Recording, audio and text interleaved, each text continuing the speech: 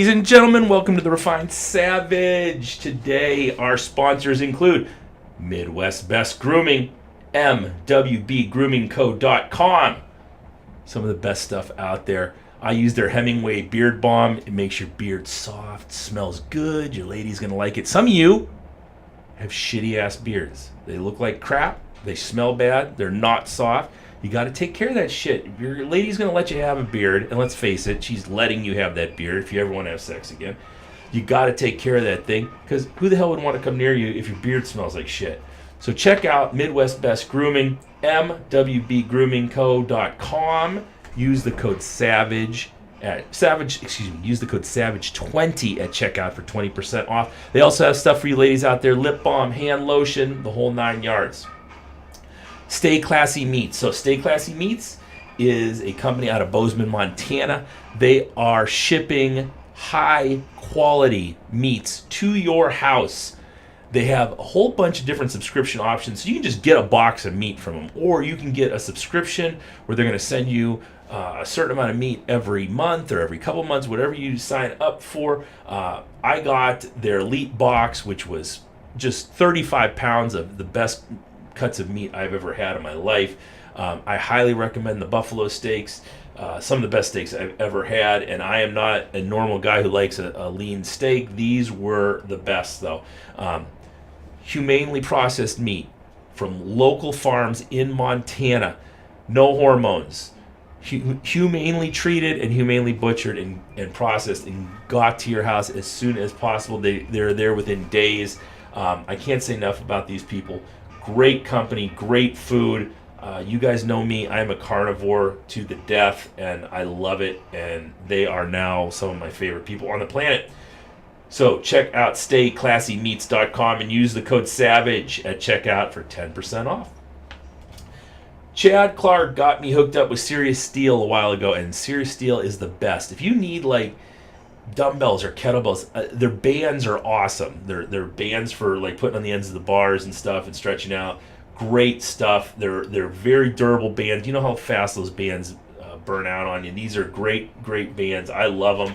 They also have those stone sleeves. So the stone sleeves are like these leather gauntlets you wear so you don't get like gashes and ugly burns on your arms, especially for you ladies out there who don't want to walk around and have people thinking you're being beaten on or a cutter or something.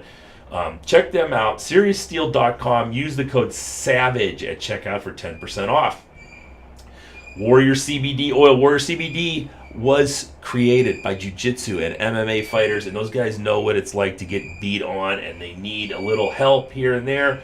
So check out Warrior CBD. CBD, they use a CBD rub, like a roll-on that you can work on your muscles. Works really great, and you'll work it in with your hands, and it works out really great. And they also have CBD for your dog. Check that out. That is a humane way of kind of mellowing them out during storms and stuff. I bought some for my mother, for her dog. Her dog is a complete spaz, and it really helps out a lot. So check them out. Warrior 20 off at checkout to get 20% off, and it's warriorcbdofficial.com.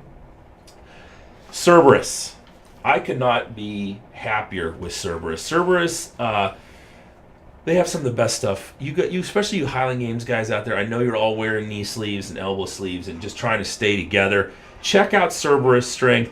They have some of the best knee sleeves I've ever seen. You can get them in the 7 or 9 millimeter thickness. They are super supportive, super warm, super thick. So check them out. They also have straps and knee wraps and t-shirts and just everything you could possibly need for strength. They are the best in the business. You'll see their t-shirts on sponsored athletes all over the world, and there's a reason for that, because they are killing it. They're doing really well, and it's because their products are out of this world. Cerberus-strength.us, and use the code REFINESAVAGE10 at checkout for 10% off.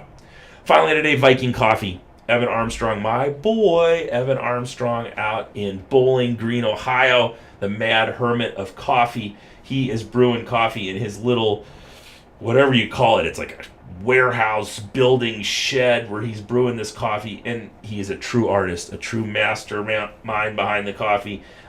It's some of the best I've ever had. He brews our Old Man Strength coffee, which is amazing. Check that out. VikingCoffeeCo.com and use the code VikingCoffee10 at checkout for 10% off. Today on the show, we have Zac Papay, my right-hand man.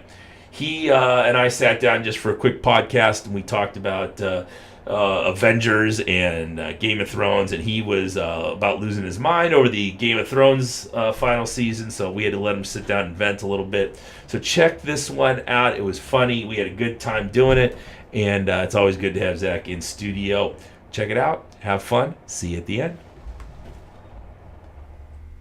Zac Papay, welcome to the show. How's it going? It's good. It's good. We are finishing up track season, right? Yeah. How'd that go for you?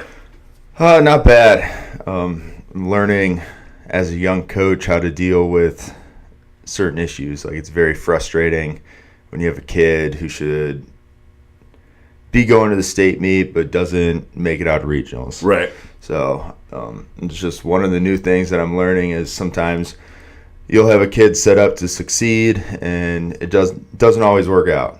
And, yeah.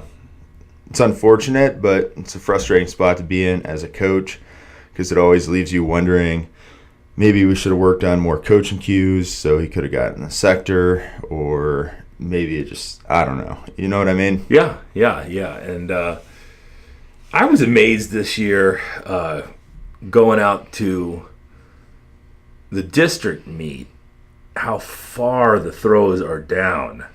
Yeah. There's not – the Amherst district and regional normally had at least one guy who was over 65.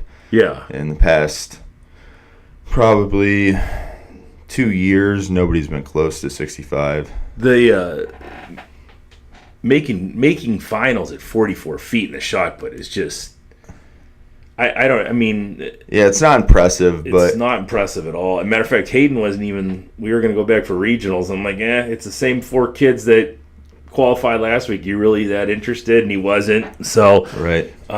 Not that it's not. I think 53 feet made it out of the that region. Kid was impressive though. He's only a junior. He's gonna be something special. Yeah. I don't know what was wrong with the kid who was the leader from who ended up winning, who was a winner last year too. He looked like he was down, but a lot of that goes to I think training regimens and you can't expect to get results with a kid who's as good as he is. And the kid is very good. He's 61, 62-foot shot putter. You can't expect to get world-class results with a kid like that if you've never really done it before. So if you've never been a high-level shot putter, if you've never understood how to peak for a meet, if you've never understood the difference between dynamic and explosive movements and strength work and conditioning work, and you can learn all that in school, but if you've never actually had to peak for a meet and had to work with not a 50-foot shot putter but a 60-plus foot shot putter, that's a whole different ball game, and it gives you an appreciation for the people who are able to do it at the highest levels, and why you don't, and you're hard on yourself the way I was hard on myself when I was a coach and I was that young, and you just learn. You learn what you have to do to not train a 50-foot kid, then you learn how to train a 55-foot kid, and then and they get better and better. And as I got further and further into my coaching career, miraculously, I got further and further distances out of kids. And right.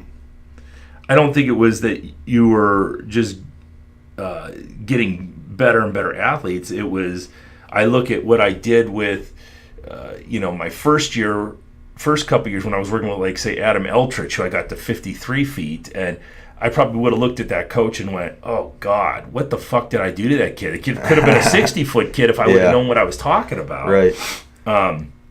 But yeah, and it's really difficult to work with those kids and be able to get something out of them when they get to that level. Yeah, no, I definitely think between my first year and this is now my third year coaching track, I am a little bit better at coaching. Like I can take somebody and just from working with kids, you get these coaching cues that work for them. You know what I mean? And Yep. you're able to use those for other kids, and it just makes everything a lot easier once you Right. can simplify the coaching cues down, and you're not giving this long explanation of how to do rotational shot put if you can just like kick the soccer ball out of the back, balance in middle, and then finish the ball. If you have like 2 or 3 things you can say to them and you get a decent athlete, normally they can pick it up. They know the feeling of what it's like to kick a soccer ball. Right. It like relates to them. But yeah, what I was excited about though is I love doing the weight room stuff. So like you were saying, a lot of it comes down to you need to look at the throwing volume, how much throwing you're doing, Yeah. whether you're having to do heavy ball, light ball training, and then what you're doing in the weight room. And you kind of have to have that all come together at the end of the season, which I've done, in my opinion, a pretty good job of the past 2 years. I had a girl go to States last year, and she was like 35 throughout the whole season. Yeah. And I wasn't worried about it because I knew that she was doing hard work in the weight room once I backed the volume off. Yeah. And then she ended up throwing 39 feet, I think. Was her PR, and made it to the state meet. And then this year I had the opportunity to work with the sprinters too. And unfortunately I think our 4x1 didn't make it down, but part of the reason was because their handoff exchange was messed up because one of the girls took off faster than she's ever done before. Yeah. So it's kind of timing issue. Yeah, the timing with the handoff was a bit unfortunate, but they were right there running the fastest that they've ran all season. So that's what's fun for me. Like I told you before, for some reason I just really love that weightlifting stuff. I like throwing, but not as much as I get into weight training. Oh, yeah, absolutely. Yeah, I remember going to they used to have the throws coaches conference every year in Columbus, and I would just go to the majority of things I would go to the weightlifting stuff. You know, I remember Louie would speak there, and Matt Wenning was there, and Judd would always talk, and John Smith, who's now at Ole Miss, and it was always cool to go to those seminars and hear those guys. I was never that interested in. I like the way the organization of how coaches run their teams, but I mean, once you've gotten the basics down of technique, and then like you said, it's just taking these basic cues and putting it with a variety of different body types and different athletes. So I was never really enamored with the minute details of techniques, it just wasn't interesting to me. And what's nice now is with Hayden is you do the majority of that stuff, and I do his weightlifting, but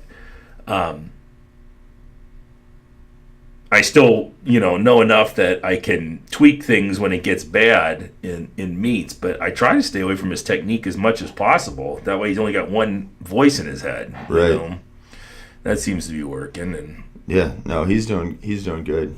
And a lot of what I get for my technique work is what I did at Ashland, or things that make sense to me when I go to a track and field conference and I hear something, I'll write it down. It's like, that makes sense to me, because as a coach, you can't coach what you don't know or what doesn't make sense to you. Right. Yep. And it's kind of a communication issue back and forth between the coach and the athlete. Yeah. If the coach doesn't understand it or doesn't or is just regurgitating whatever they heard, it's not going to be as effective as if it's something that you can relate to, something that you've done before, and then you can kind of communicate it back to the athlete.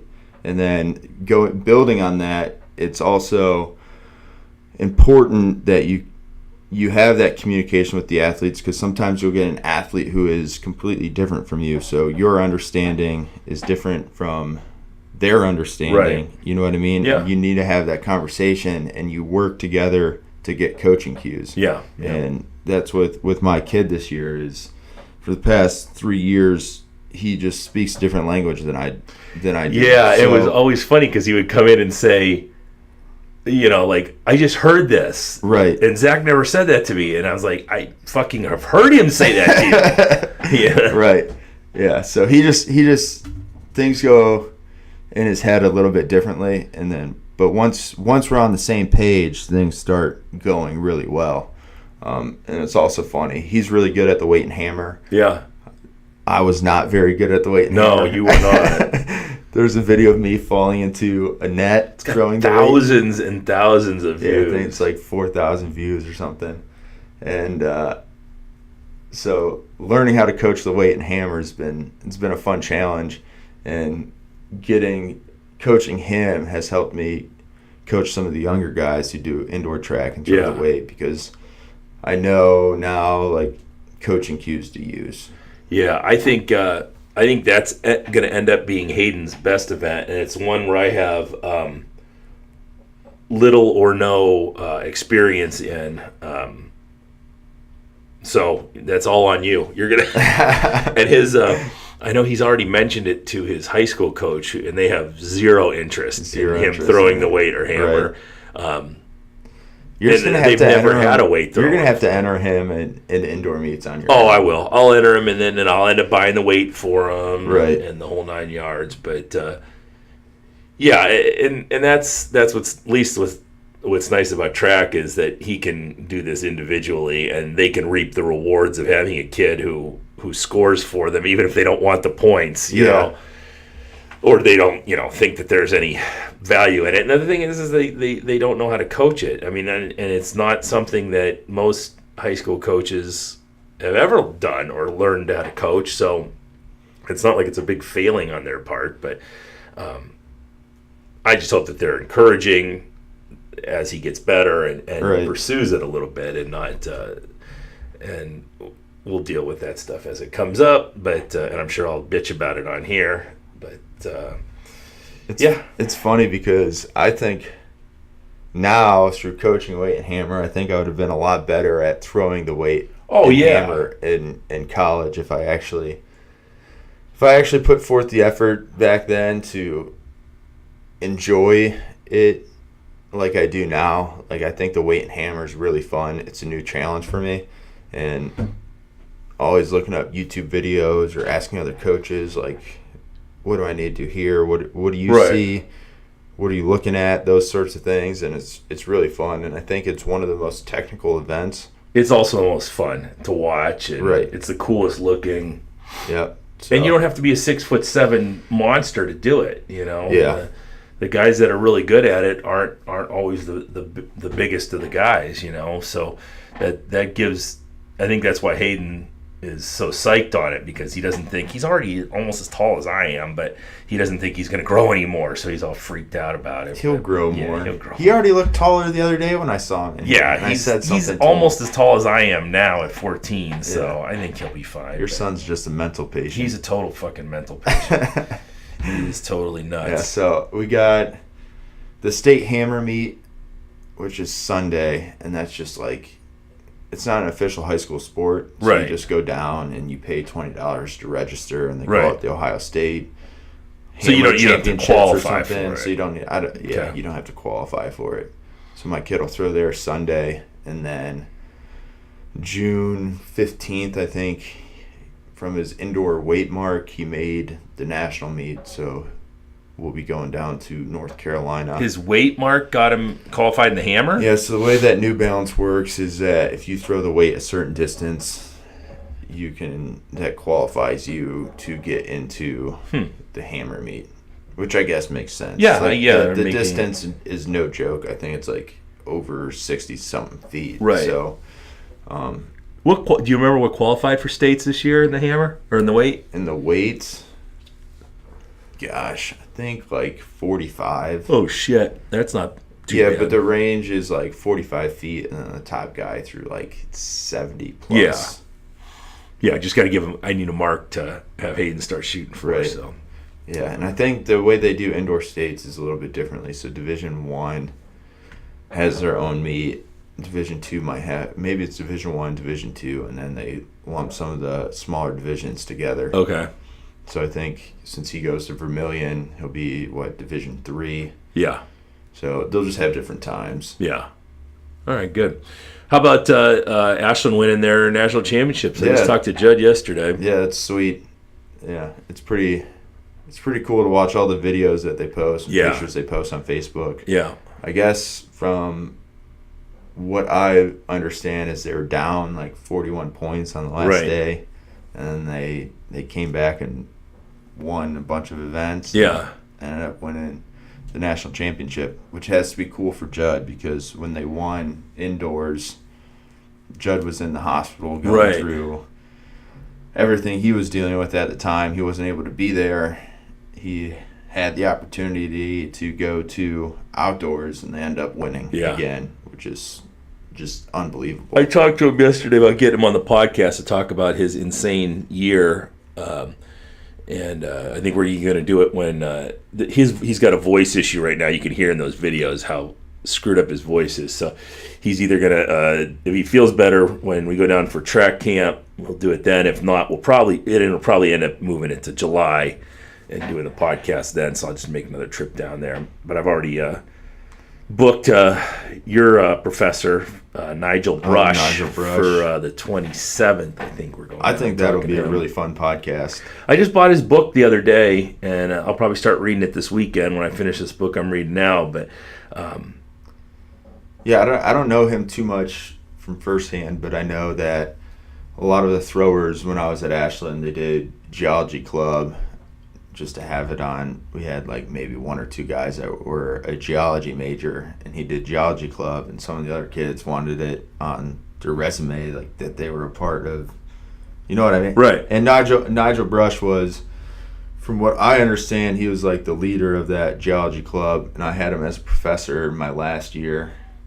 My 5th year, it was my only class during the spring semester, was Discovering the Ice Age with Nigel Brush, and it was just an awesome class. Yeah. Like, I think I learned the most because he made it real interesting. We went through the evolution of the human species. We looked at some of the megafauna of the Ice Age.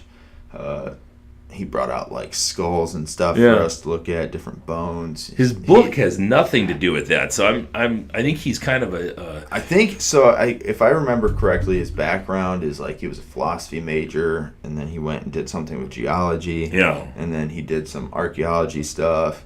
The book is a case for religion. Well, I don't know. It says I can't remember the name of the book, but it's basically. From reading the description of it is that science doesn't explain everything, and that religion has a place in that, and which is, you know, we'll see what the book is actually about.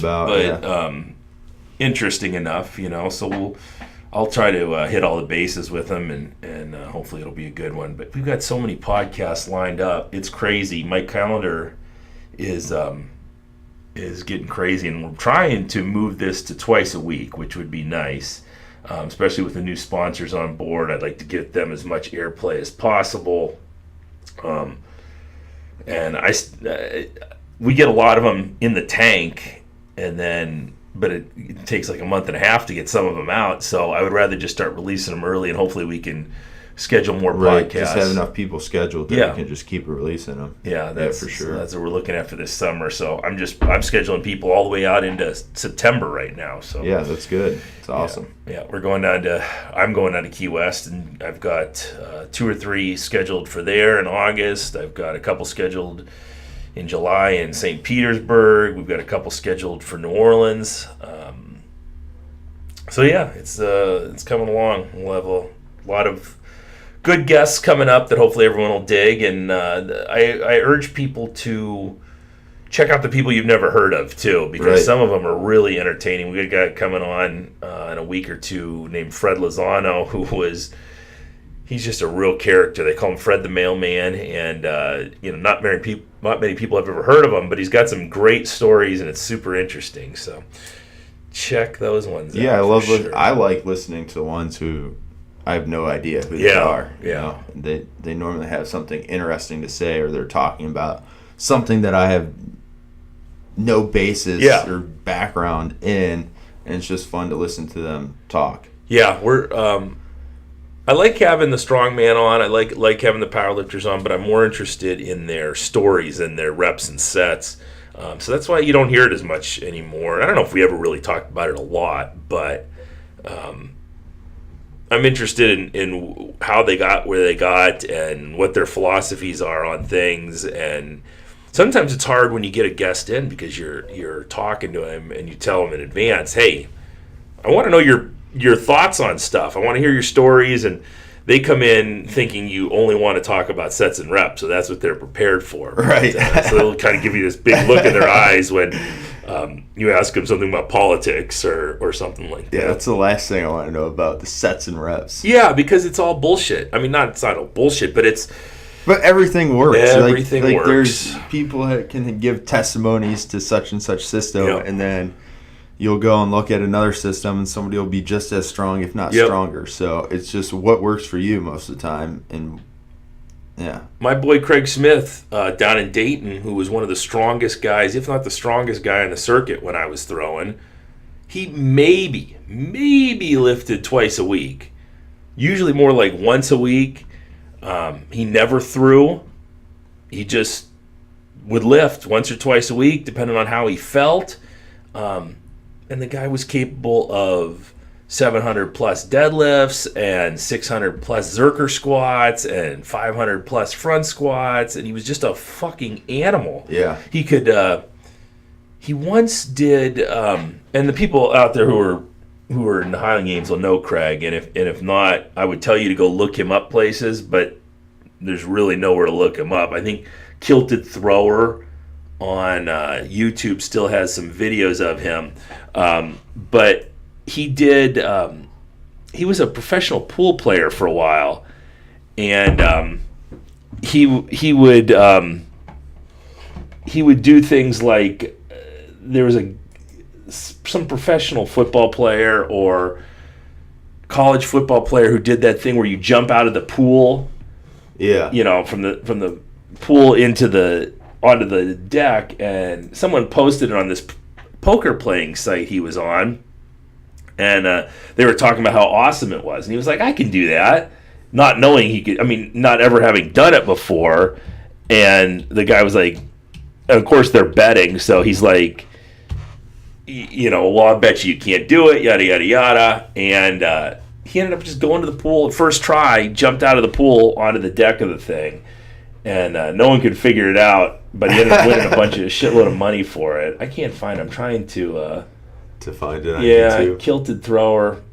Anyhow, it's Craig Smith. I don't know if you can find him anywhere. He may have taken it all down. Who knows? But yeah, he would lift like once or twice a week, and he would just be able to do these incredible things in the weight room and on the field. I remember watching him do a 90-foot, 28-pound weight throw, and he just fouled it with a stupid foot foul over the top of the trig. That it was just a lazy move that he did. But he was a super solid athlete. What was his day job? He was still is a parole officer in Dayton. Oh, okay. So he's dealing with the heroin addicts and everyone else down there. But gotcha.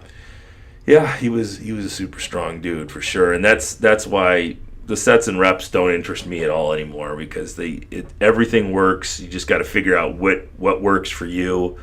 And man, isn't that a beautiful picture of Tulum on the screen? Yeah. I'm like digging it. I came in here the other day. I was surprised that you figured out how to change the background image on the computer. I did it on my laptop, and it shot it all the way over here. I'm not sure how that works, but I sat down and I was like, wow, Mark must have Googled something. No, I have no idea. I don't even know how to save a picture. You did that on your laptop, didn't you? And then it just showed up there. The Microsoft accounts must be connected. Linked somehow, right? Yeah, when you change it. Yeah. What were we going to talk about today? I forgot what we were... Dude, we got a bunch of stuff. Memorial Day competition. Oh, yeah. How'd that go for you? Yeah, it was good. Didn't do any hard workouts before. Right. None of the hard workouts. Mark's been giving me shit for probably, 2-3 months now. I don't do any of the hard workouts. I just do almost a pure conjugate sort of training system now. Maybe on the weekends I'll work in a Metcon or two, but very rare. I haven't touched an Atlas stone in, gosh, I can't remember the last time I touched an Atlas stone. And we did, it was a strongman competition on Memorial Day. So we do a fundraiser for the Navy SEAL Foundation, where you come in, you make a donation, and we'll do a max effort deadlift, max effort stone, and a max log. So I had not touched a stone, whatever. My deadlift numbers have been good. I expected to get a PR in deadlift. I pulled 585. That's a 20-pound PR? 15. Okay. I think I pulled 570 before, so 585 is 15-pound PR. And then the Atlas stones, gosh. 405, right? I got 405. I think only you and Sean have gotten that stone before. And I'll never get it again because I'm super light now. And started warming up for those, and I did not think it was going to be a good day. Yeah. Fat Alex was giving me crap. He's like, gosh, your brother's making all these stones look easier than you. And like my 360 attempt was like god awful.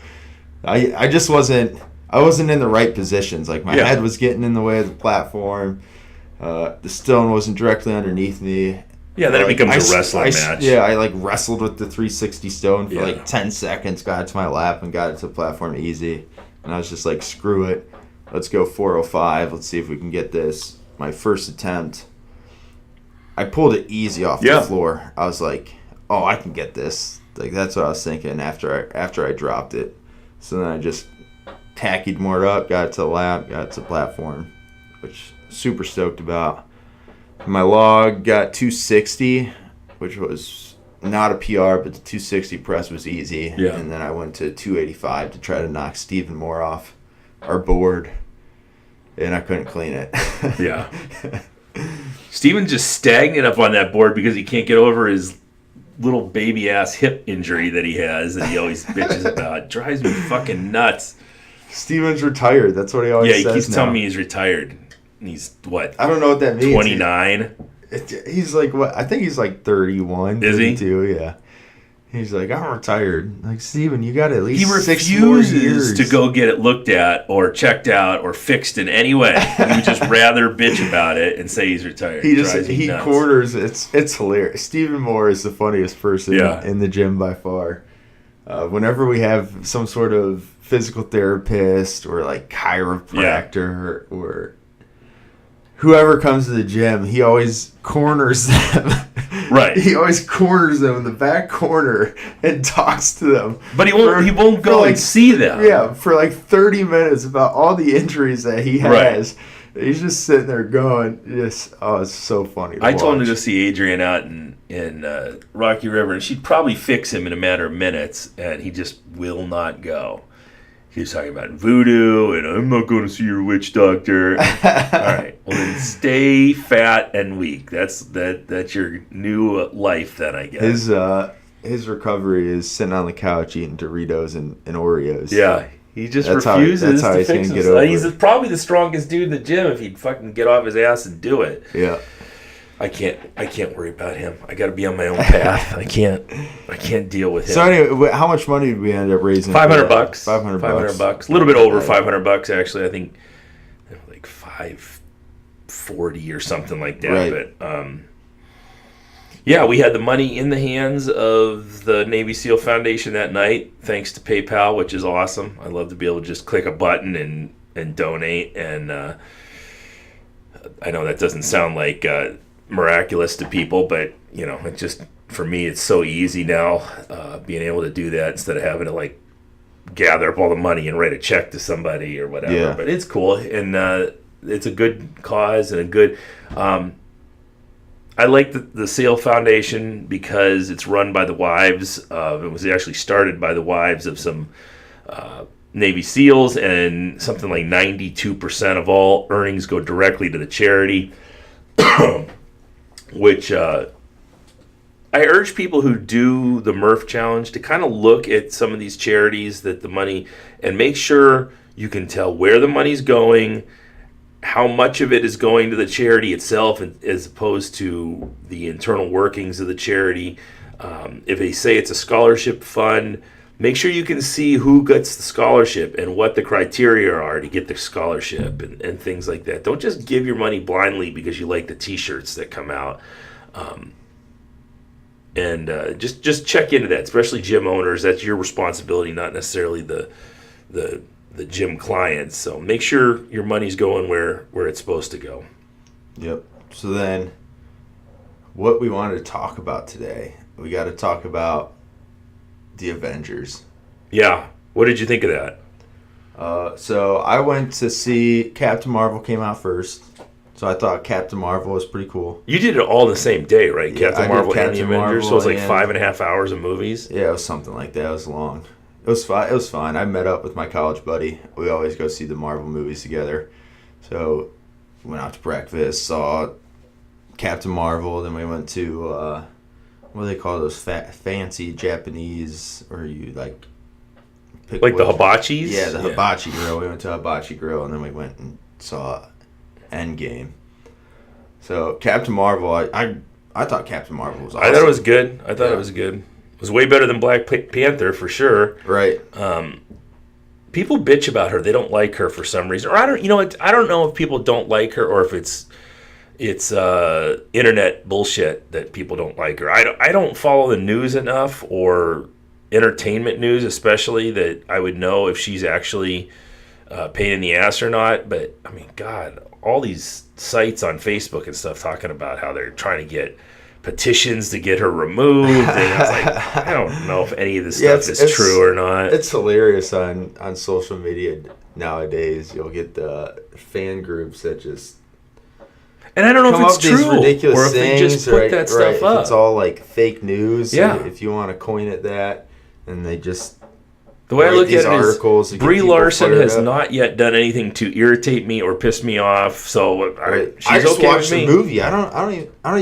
Is that the actor's name? Yeah. I have no idea. I just watched the movies, and if it's a good movie, I'm like, heck yeah, that was awesome. It seemed like a good movie to me. Yeah. So when I was watching the movie, I thoroughly enjoyed it. You know, I liked seeing a young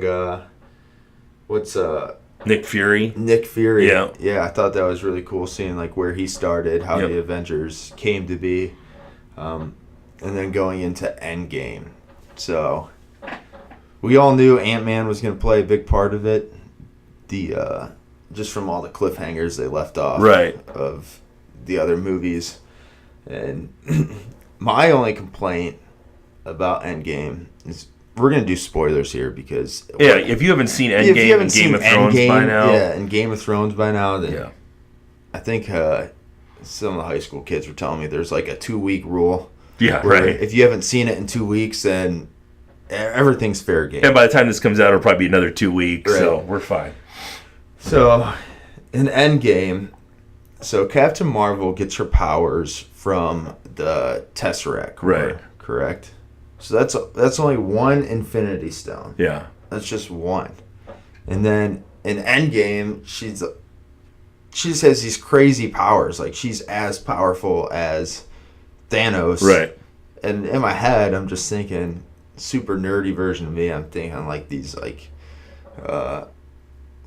in Madden, the game, they give people like an overall rating. Right. And they have like Captain Marvel at like an overall rating of like 98, and she's only has one Tesseract core. I'm like, this isn't right. Like, like this doesn't make sense to me. And then you go to an Infinity War. So the first Avengers. Thor he goes to Peter Dinklage's character to forge this new axe. Right. So that they have this chance of beating Thanos, and this axe is supposed to be super powerful. And he kicks ass at the end of Infinity Wars with this axe. Fast forward to Endgame, they go through all their time travel, whatever, the different dimensions, and they meet Thanos when Thanos doesn't have any of the Infinity Stones. They're all in the Avengers' hand. And now, for some reason, Thor's new axe doesn't do anything against Thanos without the Infinity Stones. Yeah, right. It didn't make sense in my head. Other than that, I thought it was cool end to this, like, I guess. It wrapped everything up. Yep. Yeah. I thought that they had Tony Stark meeting his dad, which was cool. Yeah. They had Captain America at the end. He just... Why did they send him back? They sent him back in time to go get... Didn't he... I don't remember why. It's been a couple weeks. Yeah. But then he just ends up staying there. Right. Because he wants to spend his life with... Agent Carter or whatever. Agent Carter, yeah. Which I thought was cool. It was a good ending. And then he comes out. He's super old. And, So I think Captain America... If you read the comics, doesn't Captain America's character die off anyways, and then somebody else takes over? Yeah, there's always people like Bucky takes over for a while, and right. I'm not sure why they gave it to Falcon instead of Bucky, but I don't know. We'll see where the next generation goes. And I thought it was a really good movie to wrap up all the Marvel movies from what it has been 10 years now. 10 years, it feels like I love 10 the years. thing at the end where they just played the last ding, or that when he was making the Iron Man costume at the very first. It was just cool. Right. And then I guess we'll start the next phase with the new SpiderMan movie, and it seems a little convoluted as where it's going next. I don't know if there's a plan for it, but there's a plan. Yeah. I'm super psyched Marvel's to see... been awesome with planning out their movies. Yeah, DC has been horrible. Marvel's been great. Yeah. I'm psyched to see Fantastic Four. I think they'll get in there sooner than later. Do they have does Disney have the rights to X-Men now? I guess they do. This is going to be the last X-Men movie. I know they canceled that Gambit movie with what's his name? Channing,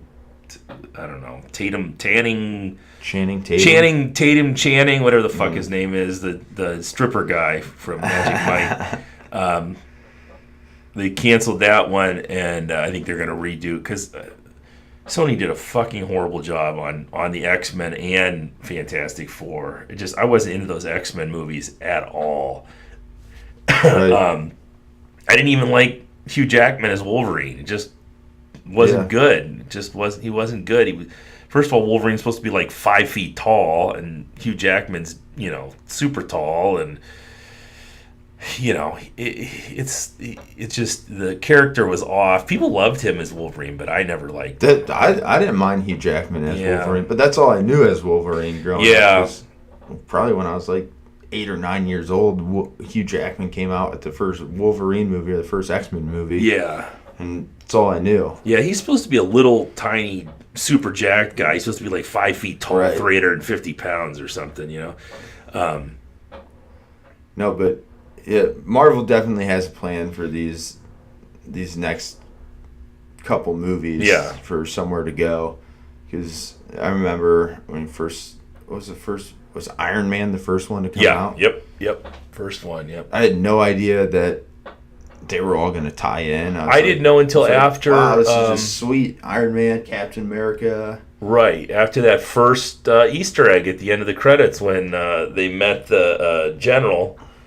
The general was meeting Tony Stark, and he slipped him that card and said, "We're starting a team." And then I knew what it was. But they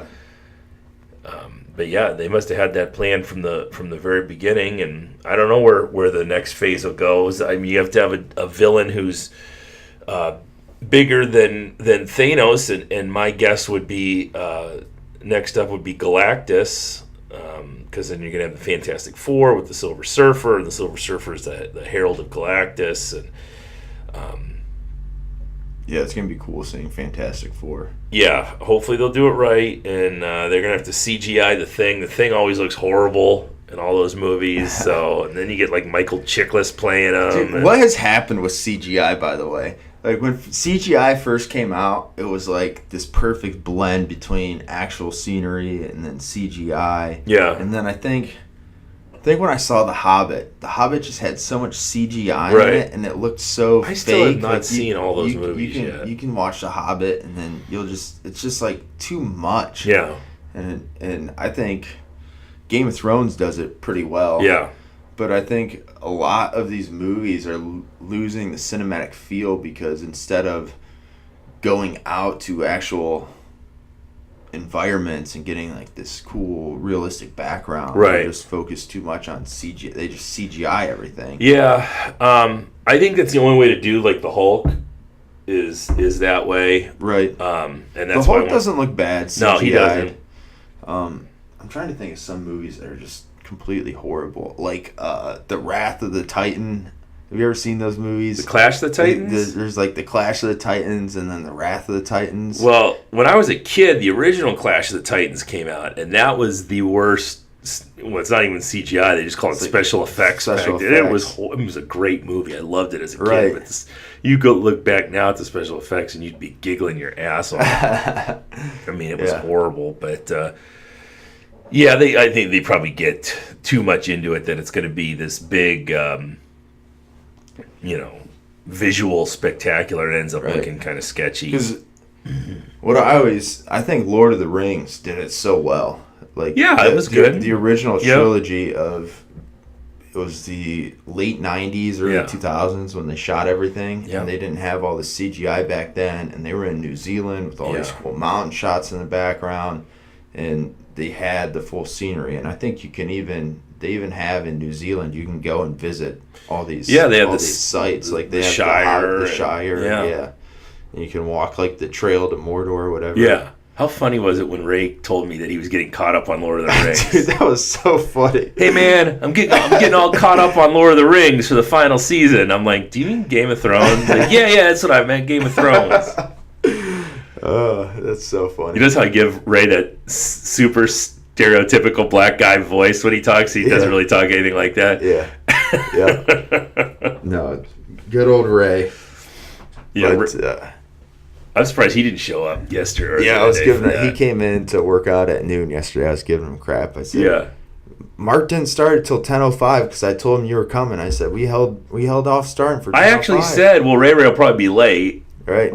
He's like, no, you didn't. He's like, I didn't even know about it till the day before. I was like, how did you not? On the board for months. We got to start putting the Highlander stuff up. Get people out for that. It's going to be big this year. Lots of vendors, new venue, new events, free beer as always. So it's hopefully we get a good weather weekend, and it'll be a nice event for everybody. I'm super psyched on that one. So looking forward to that. Yeah. So since we're talking about Game of Thrones, let's just transition into the final season of Game of Thrones. What were your thoughts? So I didn't get involved in the hate as much as everybody else did on the internet. I thought the last season was fine. It obviously wasn't the same caliber as the seasons before, and I saw George R. Martin bitching about that along with everybody else. But the bottom line is, dude, you had 10 years to finish that book. And he didn't do it. So he has no reason to bitch because these guys aren't going to wait around and be held hostage while what does he have to do? He's not out at the club. He's not, he's a 70-year-old man. Finish the fucking book and secure your legacy. Don't leave it in the hands of people who don't love it as much as you do. Yep. And he did. And these guys took a shot and look, I don't care that the battle in the north was dark. I understand. Yes, it was dark. I think they tried to make it dark. It was at night, and it was supposed to be creepy and shadowy. My major concern with that episode was whether the people who wrote the episode were just so daft when it comes to military strategy that they didn't pay any attention to it, or if it was supposed to be that way because the people supposedly running the battle weren't sophisticated enough. But you don't mass your cavalry in front of the castle and then plow them into a huge numerically superior force and then get surrounded and killed automatically. You have dragons, you have air support. They didn't even wait for the White Walkers to charge to throw the trebuchets. They just started throwing stuff. Yeah, and you could have moved those trenches out. You could have had several of those trenches and moved them way forward of your cavalry. So once they had to pass over the flames, then you could attack them if you were going to be that way.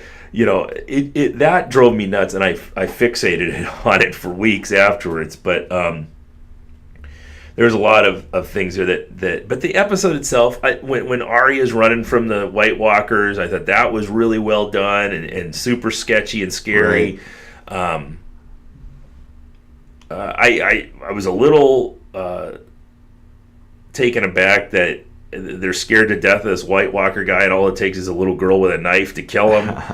And the bodyguard guys never even did anything. Again, Jon Snow didn't do anything. I'm not sure why they brought Jon Snow back from the dead, because he really didn't do shit. Right.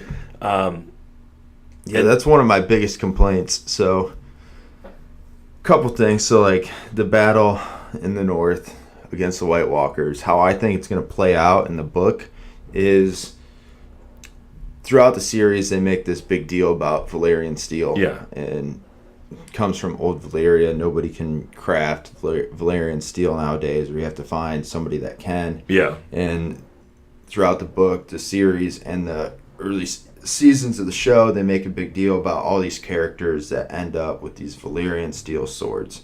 And they all end up at Winterfell. Right. So I think how it's going to play out is there's actually going to be characters who end up slaying some of the generals that are White Walkers. Like, there are going to be these crazy scenes where they're fighting them with these Valyrian steel swords, and the generals are going to die off, and that when the general dies, all the zombie people are called the Others. The Others are no longer under their magical spell, so everybody that the White Walkers bring to death or bring back to life after they die, when the White Walker dies, they die with them. Right. So I think that you're going to have this more complex battle scene where certain characters, like maybe Jaime Lannister slays one, maybe what's her name, Brienne of Tarth kills one, and like all these different characters that have these Valyrian steel blades. I think that would be cooler, and I think that they should have worked that into the episode. Right. It would have been cool because you have these characters that come out with these certain titles, like Tormund Giantsbane was he was called Giantsbane, right? Yeah. And then you could have like Slayer of White Walker or Brienne of Tarth or something like that. But that's the whole thing, is if they would have extended that season and not tried to rush all this stuff. I think that was the major part, is that the whole season just felt a little rushed to me. And they were leaving a lot out, and if they just would have extended it to even a normal length season and given them 4 more episodes, I think it would have been better. You could have played out a lot of those scenes, and if you would have stayed, and I don't know how he'll finish the books or even why he's finishing the books at this point, but if you wanted to stay true to the show, in my opinion, I would have had Cersei winning that battle at the end and her and Jaime being on the Iron Throne. It was, as gross as it was the best love story in the show. He comes all the way back from this character arc that he was on and takes a about face and goes back to her and, decides he's going to die with her. And, that very first episode when he pushes Bran out the window and he says the things I do for love. And then, at the end, he goes all the way back there to die with her. And at the end, with Daenerys going nuts, you were almost sad to see Cersei go at the end, And, right. I would have liked to have seen that, and that would have pissed people off to no end, which would have been fine with me, because if it was done right and with a good story, I that's where I would have liked to have seen that gone. It just, I don't think they were ever going to let that happen. There has to be some kind of happy ending. But that's not what Game of Thrones was all about. The ending wasn't even really that happy. The ending was just kind of like strange. Like nobody got anything. that they wanted. Like, nobody was satisfied unless you were, I don't know.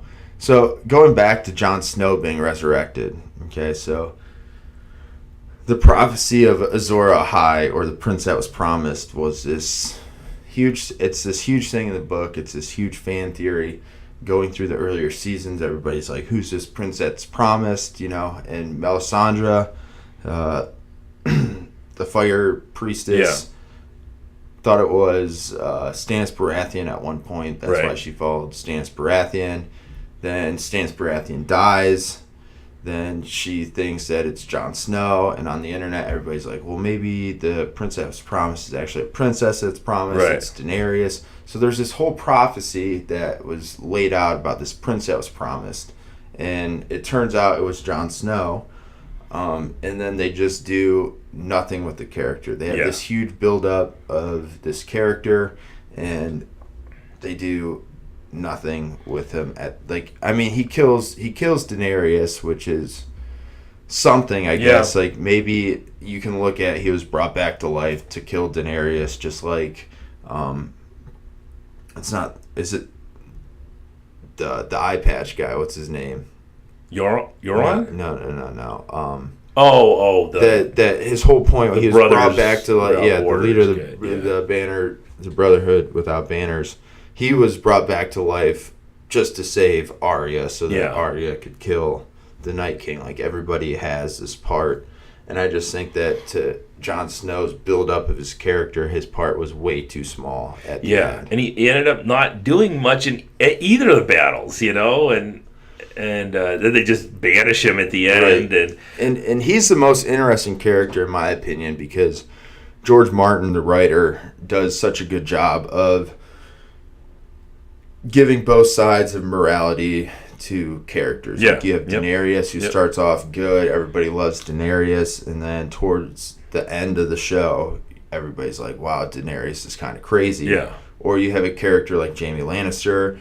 He starts off, you know him as Kingslayer, the guy that pushed Bran out of the tower, and everybody hates him. Yeah. And then you get to know his character more, and you get to see it's more complicated. He's actually a really good guy, but he loves his sister, who's a crazy bitch. Right. And he'll do anything for her. He doesn't really know why.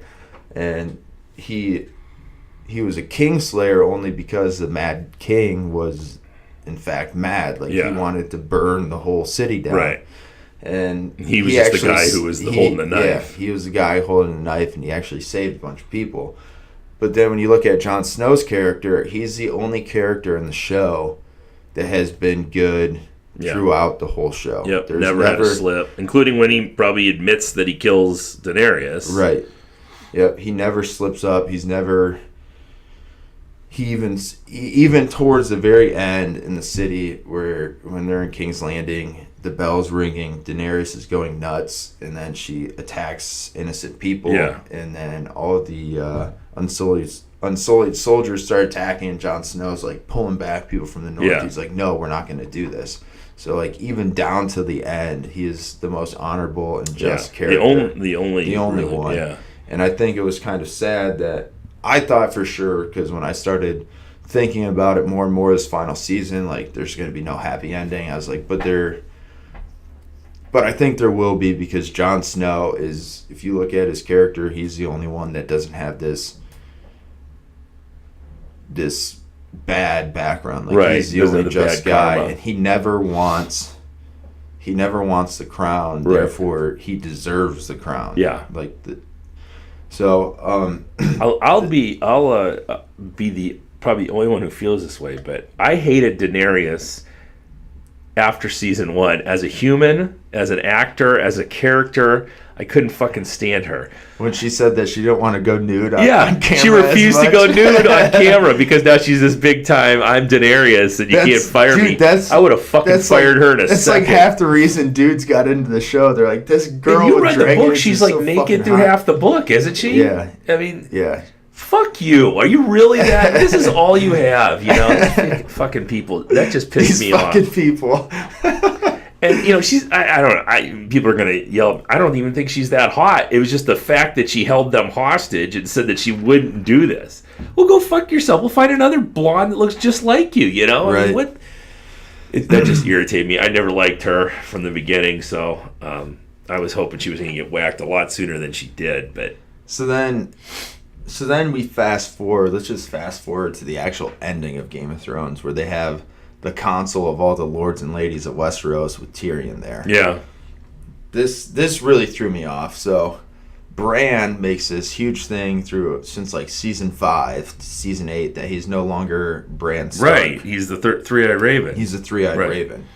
Okay, and then at this council, they start calling him Brandon Stark. Yeah, It's like, okay, so now in the context of the show, they're calling him a Stark. He is now the Lord of Winterfell. right. Okay, And they throw that he's the last Bran the surviving. Broken on him, which no one ever called him before that. Right. Yeah, they just gave him a nickname. Yeah, And then Tyrion makes this pitch that maybe we should vote for who's our king. right. And they all start voting for Bran, and then the vote comes to Sansa. And Sansa said, like, oh no, the North's going to remain an independent kingdom like it has been thousands of years before. And I'm thinking in my head, I was like, wait, they just called Bran a Stark. He's the Lord of Winterfell, so therefore you don't have any say Right, because right. you're not actually the Lady of Winterfell. Yeah, He's the Lord of Winterfell. And it was just a weird, but that's what you get for rushing the show. Yeah. So they needed an ending for Sansa's character because Sansa's character is actually pretty cool. Like, yeah. She ended up when you meet Sansa in season 1. Oh yeah, she's horrible. She's horrible. Like I remember I read the books, reading the books. I was like, gosh, a Sansa chapter. Every time I flipped the page and said Sansa, I was like, God, I don't want to read this. She's such a baby. Yeah. She's such a whatever. It's a huge character arc through And- horrible struggles, and Right. you know, So then throughout the whole show, she goes through these struggles and she learns each and every time she fails at something or she Yeah. goes through a bad experience. And then you go to the end of the show and she's the only one, you can make the argument that in the beginning of season 8, she's the only one that sees Daenerys for what she is. yeah, yep. She's Except for me, it was me and Sansa. the whole time. Mark and Sansa Right. had Daenerys figured out, and and and they just needed an ending for her character because she grew so much. And the Yeah. only thing that made sense to the writers of the show and not George R. R. Martin, because we don't know how it's going to end up, is that she becomes the Queen of the North. Yeah, And they did everything they had to make that ending for her. And then Arya's ending was a bit strange for me. yeah, I still firmly believe, this hasn't come up yet, but that Gendry Baratheon is not a bastard. He is the true son of Cersei and Robert Baratheon. right. Because in the show and even in the books, there's a certain chapter where Cersei makes mention that she had a black-haired child at one point, that something went wrong and he ended up dying. Right.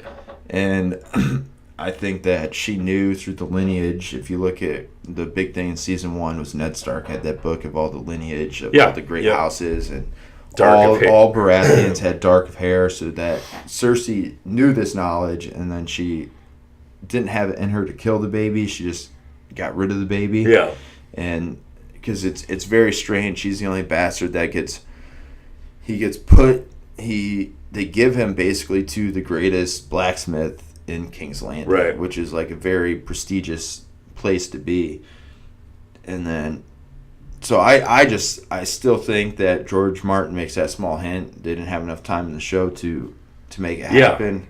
And I think it was sweet season 7 when Gendry comes out with the Warhammer. Yeah. And I was just like, this is awesome. Yeah, I This mean, is definitely season 7 was so good in comparison. With those guys going north to steal a White Walker and or whatever the hell those things are called, and bring them back. And that was a great group. I loved that group together. And the guy should have finished the books is the bottom line. But I wasn't as irritated as some people were. It was a fucking television show. It was pretty good, and you had 9 great seasons. And they left off, or 8 grades, whatever it is, 8 grades. a lot of people are saying they made the ending so they can do a bunch of spin-offs. It looks like it. I mean, they left a lot of loose ends. The only thing is, like, part of the reason they had to rush the show is because these actors were exhausted. Yeah. You know, it's 10 years of their life filming Game of Thrones, and you see this happen all the time. It was like Lord of the Rings was the same way. Right. Those guys were so young when they started, and they're just old now. They're done with the character. They want to move on to other things, and you have to give those actors the opportunity to do so. You got to finish the show. I think they're going to have that prequel too, right? I think the prequel will be a lot better than Game of Thrones, just because, you know, there's mentions of like what happens, and there's certain like the lore and histories that Martin writes where you get this general understanding of what happens, but like all the small details of the in-betweens is kind of up to whoever does the show. Yeah. And I think it'll be like movies like Star Wars are always great because they're not books. You know. Well, I have like two Star Wars movies. You can never be disappointed when you go see it. Like you can't be like, oh, this is what happened. Yeah, I get what you're saying. You know what I mean? Yeah. There's no expectation. Yeah, there's no expectation of what happens or what should happen. Yeah, and so I think it'll just be cool. The prequel show will be great. Yeah. Hopefully that'll come out sooner than later, but. Yeah, it was fine. It was 7 good seasons and 1 sketchy one, so I'm okay with that. But it's over now, and we're on to something else. And no show ever has a great ending. Well, no HBO show does. Yeah. You know, we were talking the other day about that. Game of Thrones had a sketchy ending. Deadwood had a sketchy ending. Sopranos had a sketcy ending. I've never watched the final season of a show and been like, wow, this was awesome. Yeah. You know, like there were some before your time. You know, Seinfeld was a little sketchy, but you know, there were shows like MASH that had a great final episode, and the Bob Newhart show and those shows. But you know, lately they've all been a little off. You're always trying to hit that home run out of the park, and they usually screw it up because they don't stick with what the show was originally. It's funny when TV shows end, like, you look back and, like, Game of Thrones was my college years, you know what I mean? Like, I watched that show throughout college, so, like, whenever me and Aaron were just starting to date when that show came out. Right. Me and my roommate in college, Kevin, he lives in Pittsburgh now. He texted me the day of the final season, and I think it was my sophomore year in college. Game of Thrones' first season had just finished, and on winter break, I like illegally pirated the show, and I was like, "Wow, this is awesome!" Yeah. I was like, "Kevin, you have to watch it." And we got back to school like 2 days early, and we watched the full first season of Game of Thrones in like a day and a half. Yeah. And then that Sunday night, the second season came on. He's like, dude, you remember when Game of Thrones first came out, and we spent like a whole day in college? Just like, I was like, yeah, that was awesome. It's like, if I could go back, if I had that much time in my day, to watch, to do all day, nothing but Game of Thrones. Like, that sounds perfect. That's exactly what I want to do. A full game, get busy, of just Game of Thrones. But no, it's always funny when a TV show ends. Like, it feels like it was a part of your life for so long. Oh, yeah, for sure. Like, you can just look back and think about like all the like the time that you were in your life. It's just it's great. Yeah, that's something. And well, I mean, something will come up next, I'm sure. And right. I don't even know what the next great TV show. Aren't they doing like a Lord of the Rings series on Amazon? I think so. I think I've heard that. The other thing I hope is Good Omens coming out. The book was really good, Neil Gaiman book, but so far American Gods has been really a disappointment. Is that the Showtime? Book. Yeah. I started watching that, and it's been super disappointing as compared to the book. So hopefully they do a much better job with Good Omens, because Neil Gaiman is a treasure. He's that guy. That dude is an amazing author, and then he goes and he travels all around the world, and he goes to bookstores and finds his books on the shelves and signs the copies, and then just puts them back. Puts them back. Yeah, so I'll sign like 3 or 4 copies, and people just, I've got to signed copy of Neil Gaiman. Yeah, that's awesome. That's sweet. Yeah. All right. Well, you want to wrap this up? We can run the 10 a.m. class here. And Yep. all right. This has been Zac Papay. Anything else you want to say No. before we go? I don't think so. All right. This has been the Refined Savage. See ya.